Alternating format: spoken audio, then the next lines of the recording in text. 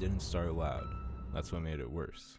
The first sound didn't even register as danger. It was just something out of place. A distant pop noise came in. A few people looked up. No one said anything. Then it happened again, but closer, sharper, followed by two more pops. Our teacher froze mid-sentence, not scared, just listening.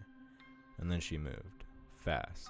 Door locked, lights off, everyone, bathroom, now, no talking. There wasn't time to think. We ran.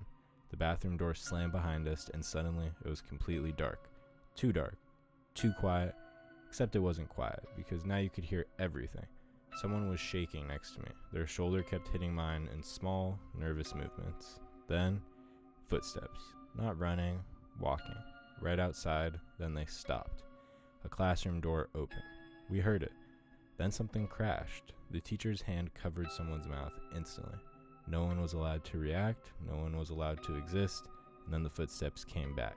Closer, door by door, stopping, testing, moving on, until they reached ours. The handle moved just a little, like whoever it was wasn't really trying yet, just checking, and waiting. Then, the entire class flinched. Someone slammed against the door hard enough that we heard it through the wall, then again, closer to the front of the room. They were inside. The classroom. Right outside the classroom, the room we had just left. Someone next to me started silently crying, shaking so hard it made noise. The teacher pressed both hands over their mouth, whispering, "Don't make a sound, don't make a sound." The footsteps moved forward, closer, then closer, stopping right outside the bathroom door. Silence. No handle, no knock, nothing. Just presence. Like whoever was there knew exactly where we were, and was deciding. Seconds stretched. No one breathed. Then, they left. Just walked away. Not rushed, not panicked, like they could come back whenever they wanted. We stayed in that bathroom long after the siren started, because at that point, we all knew how close that had been.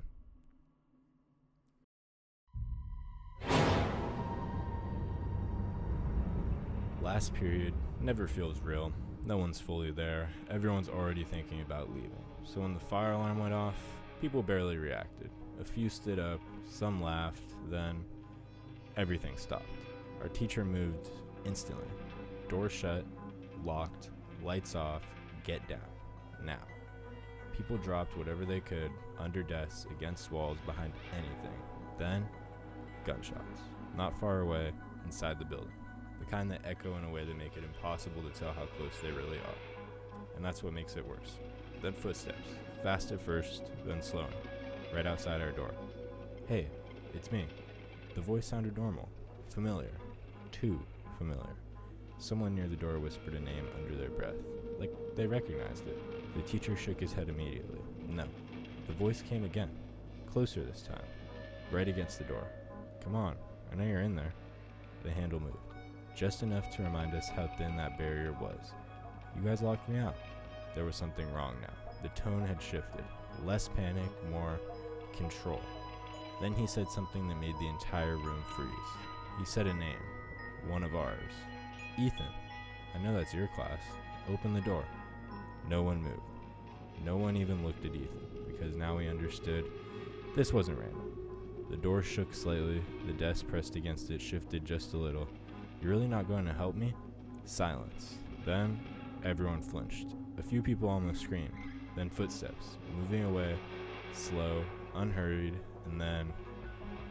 He didn't need our door. He just needed a door, and we almost gave him one.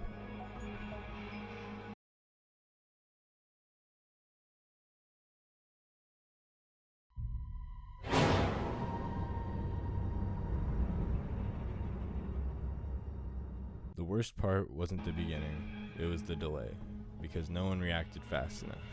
There was confusion at first, teachers stepping into the hallway, students asking questions, phones coming out. No alarm, no clear signal, just uncertainty. Then suddenly, lockdown, someone yelling it from outside, and everything snapped into motion. Our teacher ran to the door, tried to lock it, again. Nothing.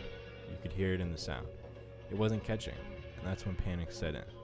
Not loud, not screaming, just immediate, silent panic. We pushed everything we could against the door. desks, chairs, anything. It wasn't enough. You could feel that. Then the shots came, louder than before, too close, inside the building, followed by silence that felt heavier than the noise. Then footsteps, right outside, dragging slightly, like whoever it was wasn't in a hurry. The handle moved. The barricade shifted, not much, but just enough to notice. Enough to realize it wasn't secure.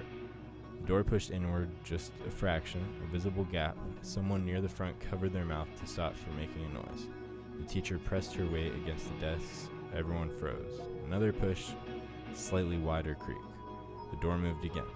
Another inch. The desk slid. Just a little, but it was opening. Very slowly, it was actually opening. No one spoke. No one could. Then it stopped. No more pushing. No more footsteps. Nothing. Just the door, slightly open now. Enough to see a thin line of hallway light cutting into the room. And then, voices. Loud, commanding, running footsteps. The pressure on the door disappeared instantly, like whoever had been there was gone.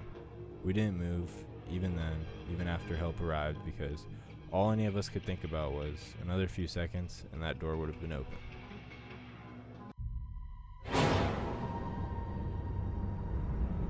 It started with something small.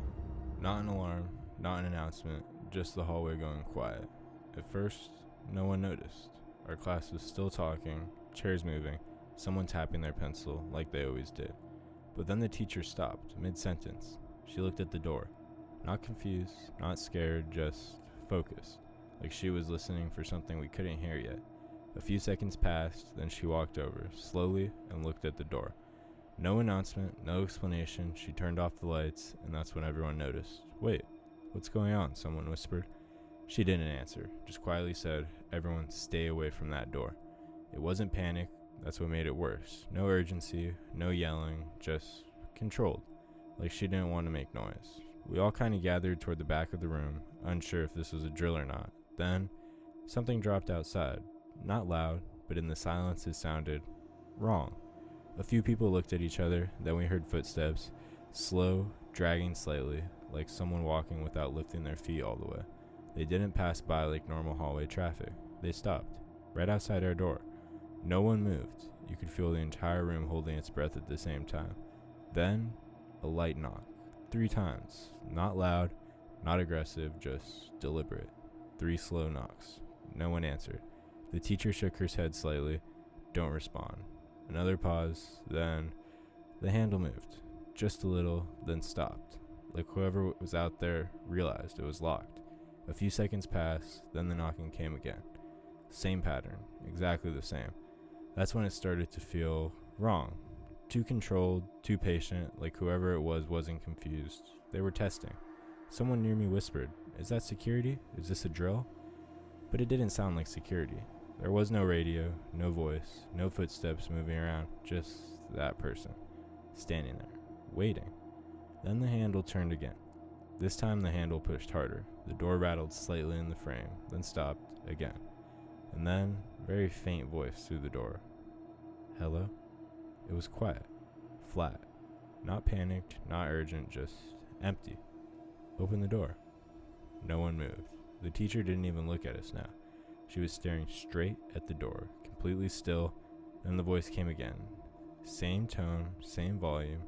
"Open the door." Not please, not help, just a command. Seconds dragged, then finally, the footsteps started again. Same slow dragging sound, moving down the hallway, stopping at the next door. 3 knocks, exactly the same. That's when someone quietly said, "They're going room to room." No one responded because we were all thinking the same thing. That wasn't someone trying to get help, and it wasn't someone confused. It was someone checking to see who would open the door.